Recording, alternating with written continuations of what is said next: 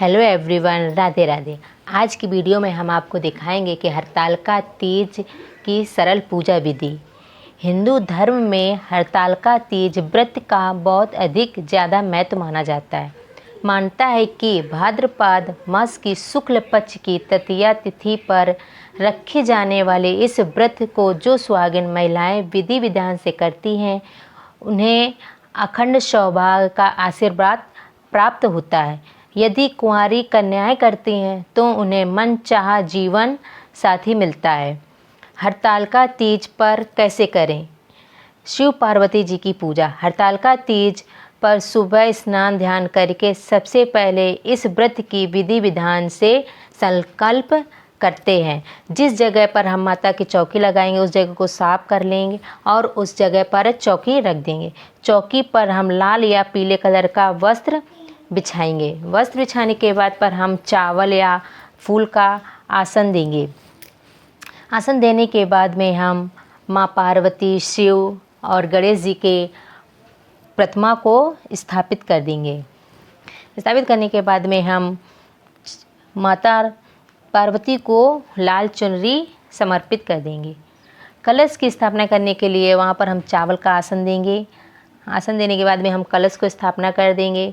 कलश में हम अशोक के पत्ते या आम के पत्ते को रखेंगे। आप 5, 7, 9 जितने भी रखना चाहे उतने रख सकते हैं।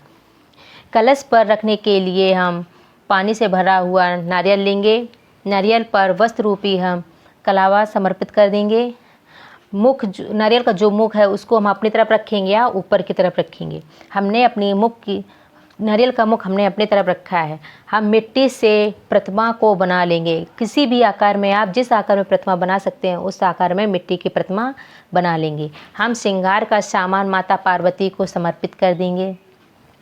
भोग समर्पित कर देंगे। इस दिन हम आटे की बनी हुई वस्तु समर्पित करते हैं। फल को समर्पित कर देंगे। दीपक को प्रज्वलित कर लेंगे क्योंकि हमारी पूजा का साक्षक दीपक है। रोली से हम गणेश और माता पार्वती का तिलक करेंगे। भगवान जी को हम तिलक चंदन से करेंगे, रोली से नहीं। दीपक को रोली और अच्छा समर्पित कर देंगे।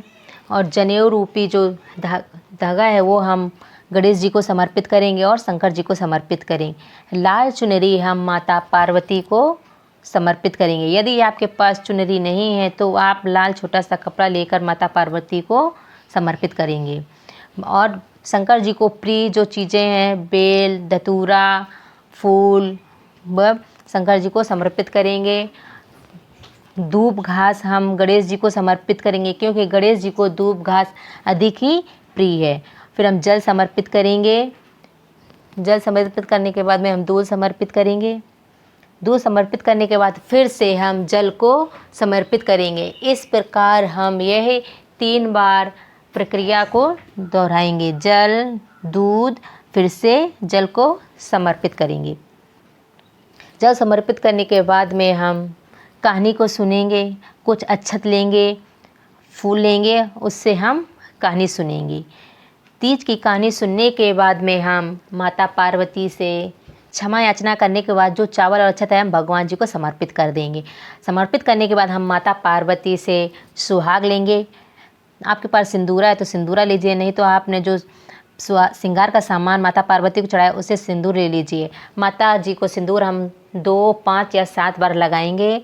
7 बार लगाने के बाद में आप चुनरी से माता से सुहाग लेंगे। जो हमने माता को सिंदूर लगाया है वो सिंदूर हम अपने मांग में भर लेंगे। 3, 5, 7 बार, जितने बार भी आपने माता को श्रृंगार लगाया उतनी बार हम सुहाग वापस लेंगे और क्षमा याचना करेंगे कि हे माता, हमारी पूजा में जो त्रुटि हो गई हो उसे हमें क्षमा कीजिए। जो जल से भरा हुआ पात्र है उसको हम रात्रि में चंद्रमा निकलेगा उसे अर्घ देंगे। जो हमने भोग लगाया है उसको हम पूरे परिवार में बांट लेंगे। पूजा करेंगे। पूजा करने के बाद क्षमा याचना कर लेंगे और जो हमारी चौकी लगी है वो इसी प्रकार लगी रहेगी। उसको हम दूसरे दिन उनको उठाएंगे और आरती करेंगे। पहले हम गणेश जी की आरती करेंगे, फिर शंकर जी की, पार्वती की। इसी प्रकार हम सभी देवी देवताओं की पूजा कर लेंगे और क्षमा याचना करेंगे। आपको हमारी यह वीडियो कैसी लगी है? आपको अगर अच्छी लगी हो तो हमारे चैनल को लाइक सब्सक्राइबर्स करें। हरे